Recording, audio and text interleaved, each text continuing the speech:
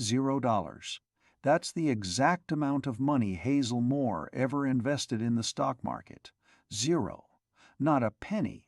Not a single share of a single stock on a single exchange in her entire 20-year career as one of the most successful fund managers in New Jersey history. And yet at the peak of her operation she controlled $150 million of other people's money. She had Wall Street executives begging her to take their cash. She had Goldman Sachs veterans calling her a genius. She had an entire suburban neighborhood convinced she was the smartest person they'd ever met. Her office, a kitchen table covered in floral tablecloth. Her trading terminal, a 1970s IBM Selectric typewriter. Her secret algorithm, a spiral notebook, a telephone, and an endless supply of cinnamon rolls that made her investors feel like they were visiting family, not handing over their life savings to a con artist. This is the story of Hazel Moore, the oracle of the oranges, the crumb-cake capitalist, the grandmother who stole more money than most bank robbers dream about. And she did it all without ever touching a stock exchange, without ever making a real trade, without ever doing anything except understanding one brutal truth about human nature: people don't invest in numbers. They invest in stories. And Hazel Moore told the best story Wall Street had ever heard. You're about to discover why everything you learned about financial fraud is wrong. Because the greatest cons in history don't happen in shadowy offshore accounts or behind encrypted computer screens. They happen over coffee, over cookies, over kitchen tables, in quiet suburban cul-de-sacs, where nobody would ever think to look. Picture this. It's 1983. And you're standing on a tree-lined street in Essex County, New Jersey. The leaves are turning that particular autumn gold that makes the suburbs feel like a postcard. Station wagons sit in driveways next to basketball hoops. Kids ride bikes past manicured lawns. The smell of someone's pot roast drifts through an open window. This is Reagan's America. The go-go 80s, the era when Wall Street became a verb and Gordon Gekko became a hero. Greed, they told us, was good. And everyone wanted a piece of the American dream. Now look at the third house on the left, the one with the white shutters and the American flag, the one with the herb garden out front, and the wind chimes on the porch. Inside that house, sitting at a kitchen table that cost $47 at Sears, is a woman who would eventually steal $150 million without ever leaving home. Hazel Moore was 52 years old in 1983. A housewife, a mother of 3, a grandmother of 1. She baked for church events. She organized the neighborhood watch. She drove a Buick that she kept immaculately clean because she believed your car said something about your character. If you asked anyone in the neighborhood to describe Hazel in one word, they would have said beige, not as an insult, as a compliment. Beige meant reliable. Beige meant trustworthy. Beige meant she wasn't flashy or pretentious like those people in the city. She was one of them, one of us. Her husband Gerald worked as an insurance adjuster. Good job, steady income, nothing spectacular. They took modest vacations to the Jersey Shore. They saved responsibly. They paid their bills on time. They were the kind of people who believed that if you worked hard and played by the rules, everything would work out. But here's what they don't teach you in Sunday school sometimes. The most dangerous people aren't the ones who break the rules. They're the ones who seem to follow them perfectly. The thing about Hazel was that she was bored. Desperately, achingly, profoundly bored. Her children had grown. Her husband worked long hours.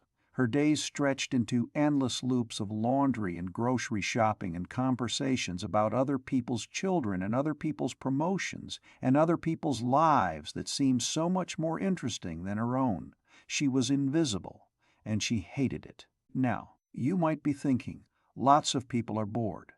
Lots of people feel invisible. They don't become criminal masterminds.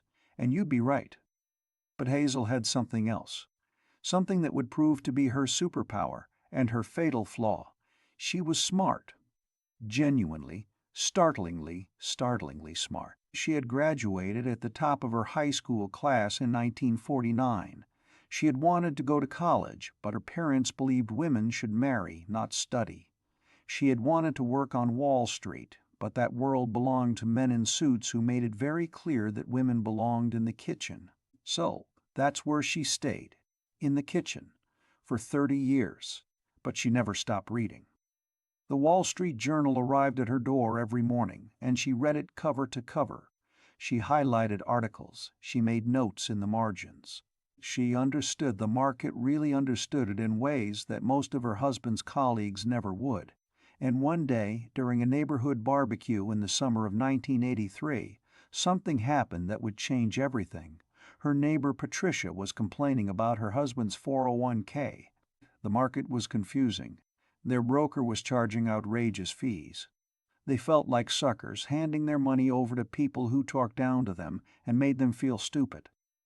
Hazel made a sympathetic noise, and then, almost offhandedly, she mentioned that she'd been doing quite well with her own little system. Just playing around, really. Nothing serious.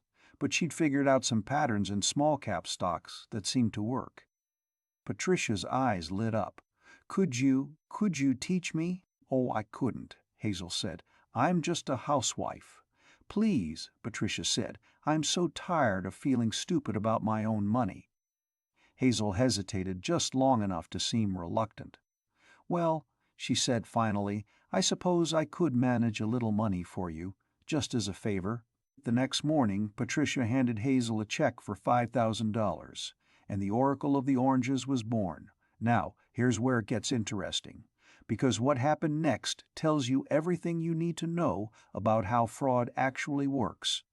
Hazel took that $5,000, and she did nothing with it. She put it in a savings account. She let it sit. She had no intention of actually trading anything. But she did something else. Something brilliant. She typed up a monthly statement, using her husband's old IBM Selectric typewriter, the one with the crisp, official-looking font. She created a document that looked exactly like the statements Patricia received from her broker. Same formatting, same language, same professional sheen. The statement showed that Patricia's $5,000 had grown to $5,400 in the first month, an 8% return. In 1 month. Patricia almost fainted. Think about that for a second. 8% in a month. That's nearly 100% annual return if sustained. That's better than Warren Buffett, better than George Soros, better than anyone, anywhere, ever. And Patricia believed it, because why would Hazel lie? Hazel was her neighbor. Hazel baked cookies. Hazel was one of them.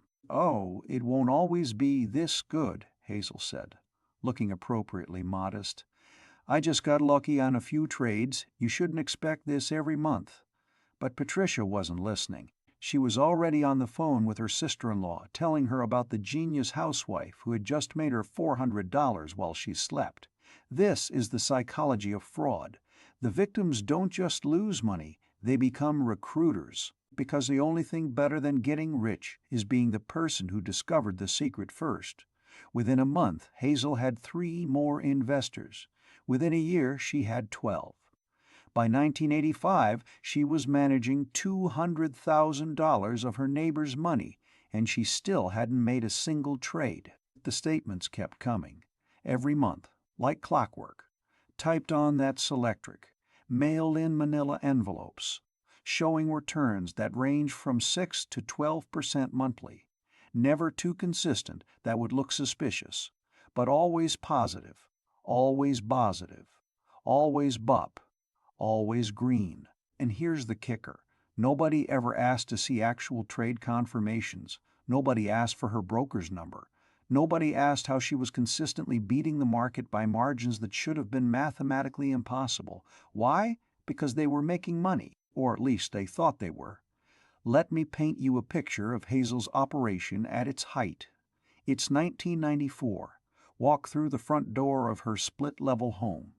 The first thing that hits you is the smell of cinnamon and sugar, always something baking. The coffee is on. The kitchen is warm. The radio in the corner plays soft jazz. The kitchen table, that $47 Sears Special E's, now commands central, but you wouldn't know it by looking. There's a vase of fresh flowers, a bowl of fruit, a stack of carefully arranged Wall Street journals with yellow highlighter marks. The typewriter lives in a corner of the counter, partially hidden by a recipe box. The photocopier, a small model she bought at Staples, is tucked in the pantry behind boxes of cake nicks. If you glanced in there, you'd see flour and sugar. You'd never notice the machine humming quietly in the back. She has 4 telephone lines now. 4. In an era before cell phones, this was remarkable. She told curious neighbors that Gerald's insurance work required multiple lines. In reality, each line served a different purpose. One for existing investors, one for potential new money, one for Gerald, and one the most important, one that she never answered. That phone just rang and rang, and she would tell visitors it was her analyst in the city who she'd call back later. There was no analyst, there was no city connection. There was just Hazel, her typewriter, and a spiral notebook where she kept the real numbers. The notebook was the key to everything. In neat handwriting she tracked every investor, name, amount invested, amount earned, amount withdrawn. It was essentially a ledger of lies, but it was meticulous, color-coded, cross-referenced. Hazel may have been a fraud, but she was an organized fraud. Picture her on a typical morning. Gerald has left for work. The house is quiet except for the grandfather clock ticking in the living room. She sits at the table with her notebook, her calculator, and her typewriter. First, she reviews who needs statements this month. Then she calculates their returns, usually between 7 and 12%, with occasional dips to 5% to seem realistic. Then she types each statement individually, letter by letter, the clack-clack of the Selectric filling the silent house. The neighbors thought she was writing a cookbook. Some even joked about it. "When's that cookbook coming out, Hazel?" She would smile and say she was still perfecting the recipes. In a way she was. By 1995, word had spread beyond the neighborhood. Beyond the PTA meetings and the country club lunches, Hazel Moore was now a legend whispered about in circles she would never have been allowed to enter on her own merits. This is where it gets crazy. Arthur the Whale Vance was everything Hazel wasn't. Harvard Business School, 30 years at Goldman Sachs, multiple homes in the Hamptons. He had made fortunes and lost fortunes and made them again. He knew the market like he knew his own heartbeat. And in 1998, Arthur Vance gave Hazel Moore $5 million. $5 million. To a woman he met through his wife's tennis partner. A woman who operated out of her kitchen. A woman who would never work a day on Wall Street. Years later, when the investigators asked him how this possibly made sense, Vance said something that still haunts the financial industry. "I spent 30 years at Goldman, and this woman made me look like an amateur. But here's what Arthur didn't know. Here's what nobody knew. Hazel wasn't beating the market through genius. She wasn't even trying to beat the market. She was running the oldest scam in history, a Ponzi scheme. Peter in, Paul out. When new investors gave her money, she used it to pay dividends to old investors. When old investors wanted to withdraw, she used new investors' money to cover it. The scheme worked as long as more money was coming in than going out. And for 20 years, more money always came in. Think about the mathematics of trust. If you give me $10,000 and I pay you back $12,000 next year, you don't just keep investing. You tell everyone you know. You become my marketing department. You bring me your brother, your cousin, your colleague." Hazel never advertised. She never had to. Her investors did all the recruiting for her. By 1998, she was managing over $100 million. Her fund, which existed only on paper, was valued at $150 million when you included all the phantom earnings she had promised. Her actual bank account? It held maybe $15 million. The rest was gone spent, recycled, or simply imaginary. Now you might be wondering, what did she do with the money she did spend? This is where the myth meets the reality. And the reality is far more disturbing than the fantasy. The myth is that fraudsters live lavish lives, jets, yachts, diamond-encrusted watches. The myth is that they blow through cash like it's water, drowning in excess until they're finally caught. But Hazel didn't buy a jet. She bought a second home in a modest beach town. Not a mansion, just a cottage. She told people Gerald had gotten an inheritance. She joined a country club, but not one of the fancy ones, the middle-tier club where the nouveau riche rubbed elbows with the strivers. She bought jewelry, nice jewelry, but she only wore it when she went into the city, never in the neighborhood. She understood something crucial. The disguise was as important as the crime. The moment she showed up in a Mercedes, people would start asking questions. The moment she flaunted wealth, the trust would evaporate. So she stayed beige. She kept driving the Buick. She kept baking the cookies. She kept being exactly what everyone expected a 65-year-old grandmother to be. The genius wasn't the scheme. The genius was the camouflage. And there's something even darker. Something that explains why this story matters to you right now. Most of the money wasn't spent at all. It was recycled. New investors' deposits went straight to paying off old investors' returns. The actual cash that passed through Hazel's hands was a fraction of the total on paper. She was essentially running a very complicated game of musical chairs, and as long as the music kept playing, no one noticed there weren't enough chairs. If you've made it this far, you're about to learn the moment everything started to fall apart. And it has nothing to do with investigators or whistleblowers. It has to do with something Hazel couldn't control. The stock market. The year was 2000. The dot-com bubble had inflated to absurd proportions. Companies with no revenue and no business model were valued at billions of dollars. Everyone was getting rich on paper. And then, in March, the bubble burst. The Nasdaq crashed. Tech stocks lost 80% of their value. Trillions of dollars evaporated. Real investors, the ones who actually had money in the market, were devastated. And Hazel? Her statements showed record profits. While the market bled, Hazel Moore's fund gained 18% in 2000, 22% in 2001. While every other investor in America was watching their portfolios crumble, Hazel's clients were getting richer and richer. This should have been a warning sign. In fact, it was a warning sign for anyone paying attention. But remember, Hazel's investors weren't financial sophisticates. They were neighbors and friends. They were people who wanted to believe that their trust in this kind woman had been rewarded while everyone else suffered. But here's the kicker. It looked too good. Think about it from the outside. A kitchen-table investor in suburban New Jersey is somehow generating positive returns during the worst market crash in a generation, while hedge funds are closing their doors, while Wall Street titans are losing billions. It wasn't possible. And finally someone noticed. Detective Marcus Thorne wasn't actually a detective.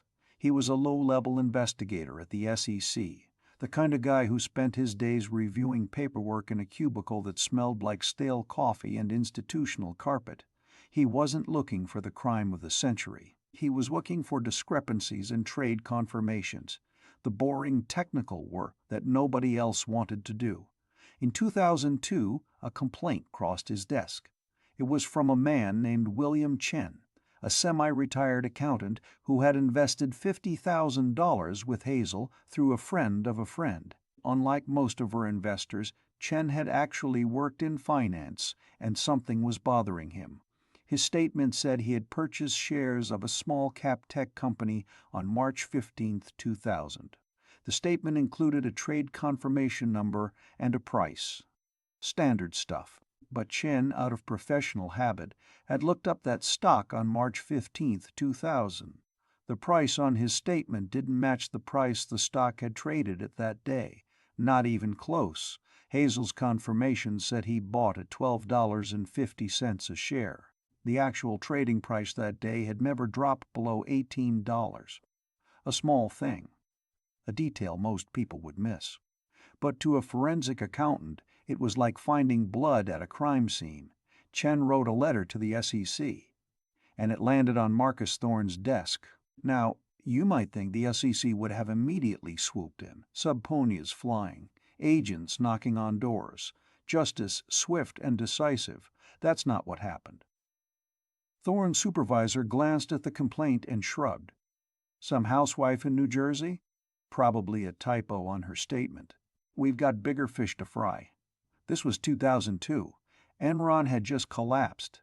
WorldCom was imploding. The SEC was overwhelmed, with massive corporate frauds involving billions of dollars and armies of lawyers.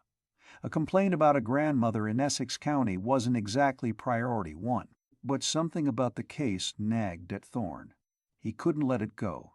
On his own time weekends, lunch breaks, he started digging. He pulled public records. He cross-referenced trade dates. He built a spreadsheet tracking every discrepancy he could find, and the more he looked, the worse it got. Trade confirmation after trade confirmation didn't match the exchange records. Prices were wrong. Volumes were wrong. In some cases, the stocks Hazel claimed to have traded hadn't even been listed on exchanges on the date she specified. By early 2003, Thorne had enough to take to his supervisor again. This time, with a foot-tall stack of evidence. "This isn't a typo," he said. "This woman has never made a real trade in her life." The investigation that followed would expose one of the most elaborate and one of the most low-tech frauds in SEC history.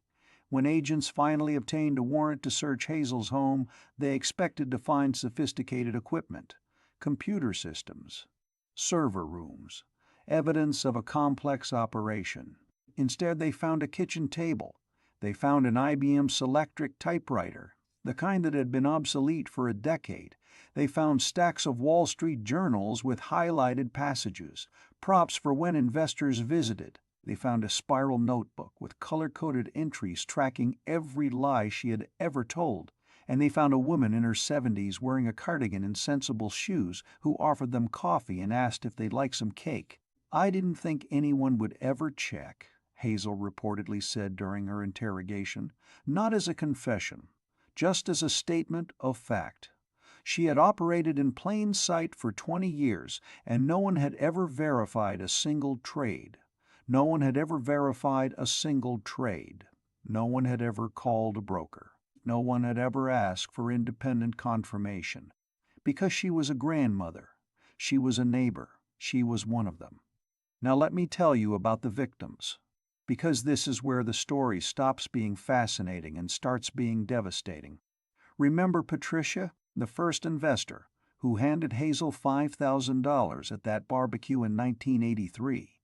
Patricia had kept investing, year after year, watching her portfolio grow. By 2003, her statement showed she was worth over $2 million. Her actual recovery, after the bankruptcy proceedings, after the asset sales, after the lawyers took their cut? $43,000. She had to sell her house. But that's not the worst of it. Think about the neighborhood moms the second wave of investors who came in during the late 80s and early 90s. These were women who gave Hazel their children's college funds, their kids' futures, handed over in good faith to a woman they carpooled with. When the fraud collapsed, some of those kids couldn't go to college at all. Others graduated with crushing debt that would follow them for decades, dreams deferred, opportunities lost, all because their mothers trusted the wrong neighbor. And then there's Margaret, Hazel's own sister. Margaret was 71 years old when she gave Hazel her retirement savings. $400,000, everything she had. It's family, she told her daughter. Hazel would never hurt family. When the FBI knocked on Hazel's door, Margaret was in the hospital with heart problems. She never fully recovered. The shock and the shame compounded her physical decline. She died 18 months later. At the funeral, Hazel was not invited. But here's the emotional detail that haunts everyone who worked this case. Hazel didn't spend Margaret's money on luxury. She spent it on a country club membership. For Gerald. Because she wanted her husband to feel important, to feel successful, to feel like he had married someone who could provide him with status. The betrayal wasn't even selfish in the traditional sense. It was selfish in the pathetic sense of desire, for validation so profound that she would steal from her own blood to achieve it. Now you might be thinking, what about Gerald? Did he know? This is one of the great mysteries of the case. And depending on who you ask, you get different answers. The official story is that Gerald knew nothing. He was shocked when the FBI arrived. He had genuinely believed his wife was a genius. He had thought the second home, the jewelry, the country club membership all came from her legitimate success. But some investigators never bought this explanation. How do you live with someone for 40 years and not notice they're running a criminal enterprise from your kitchen table? How do you not ask questions about 4 phone lines? How do you not wonder about the typewriter that clacks away every morning? One theory, never proven, is that Gerald was willfully blind. He knew something wasn't right, but he enjoyed the benefits too much to ask questions. The country club. The status. The neighbors looking at him with new respect because his wife was the genius. Another theory is that Hazel was simply that good at compartmentalizing. She kept Gerald deliberately ignorant, feeding him carefully curated lies about small inheritances and lucky investments. She controlled the finances, she handled the mail, she answered the phones. Gerald may have been clueless because Hazel needed him to be clueless. Imagine being Gerald at the moment the FBI knocked. Imagine sitting at your breakfast table, eating the eggs your wife of 40 years just made you, and suddenly realizing that everything you thought you knew was a lie. Your home, your status, your wife's entire identity. All of it fabricated. He never spoke publicly about it. He died in 2008, reportedly a broken man. Some who knew him said he never recovered from the humiliation. Others said he never stopped loving her, even after everything. Let's talk about the sentencing, because this is where the story takes a turn that still generates controversy. Hazel Moore was charged with multiple counts of wire fraud, securities fraud, and money laundering. The evidence was overwhelming. The confession was on record. The victims were lined up out the door. She faced up to 25 years in federal prison. She received 8. 8 years for stealing $150 million, for destroying families, for driving her own sister to an early grave. Why so lenient? Several factors. She was elderly, she cooperated with investigators, she had no prior criminal record. And this is the part that infuriates critics. She made a good impression on the judge. "Your Honor," she said at sentencing, "I didn't want to hurt anyone. I just liked the way they looked at me when the numbers were green." Some people heard remorse in those words. Others heard something more chilling, a confession that she valued her own ego more than any amount of human suffering. She served 6 years before being released for health reasons. She died in 2012, at the age of 81, in a nursing home in central New Jersey. She never paid back a significant portion of what she stole. She never fully accounted for where all the money went. And the victims? Most of them recovered pennies on the dollar. Some recovered nothing at all. If you've made it this far, you're about to learn why Hazel Moore's story isn't just a historical curiosity. It's a warning, and the warning is as relevant today as it was 20 years ago. Let's talk about modern parallels, because the Hazel Moores of the world didn't disappear. They just got new tools. Open TikTok right now, search for investment tips, or crypto secrets, or beat the market. What do you find? Thousands of people, some of them literal teenagers, claiming they have algorithms or systems that generate impossible returns. They film from their bedrooms. They show screenshots of portfolios that could easily be photoshopped. They promise that if you just pay for their course, if you just join their Discord, if you just trust them, you too can get rich. They are Hazel Moore with ring lights and better marketing. The psychology is identical. They create intimacy. They're your friend, your mentor, your confidant. They cultivate trust. They share their struggles, their losses, their journey. They manufacture exclusivity. This secret isn't for everyone, just for the smart ones, just for the chosen few who found this video. and they count on the same thing Hazel counted on. Nobody checks. Nobody calls the brokerage. Nobody verifies the trades. Nobody asks for audited returns, because to ask is to admit you don't trust, and to not trust is to be paranoid, and to be paranoid is to miss out. FOMO, fear of missing out, isn't new. It was the engine of Hazel's fraud in the 1980s, and it's the engine of crypto scams today. The technology changes, the human weakness doesn't. But here's what really keeps me up at night about this story. It's not the fraud itself. It's what the fraud reveals about how we evaluate trust. We like to think we're rational. We like to believe we make financial decisions based on data, on analysis, on cold hard logic. But that's a lie we tell ourselves. In reality, we make decisions based on vibes, on comfort, on whether someone feels trustworthy. Hazel felt trustworthy. She was a grandmother. She baked cookies. She lived in a modest house. She wasn't flashy or aggressive or intimidating. She was exactly what a trustworthy person was supposed to look like, and that's why she got away with it for 20 years. Think about your own financial life. Who manages your money? Why do you trust them? Is it because you verified their track record independently?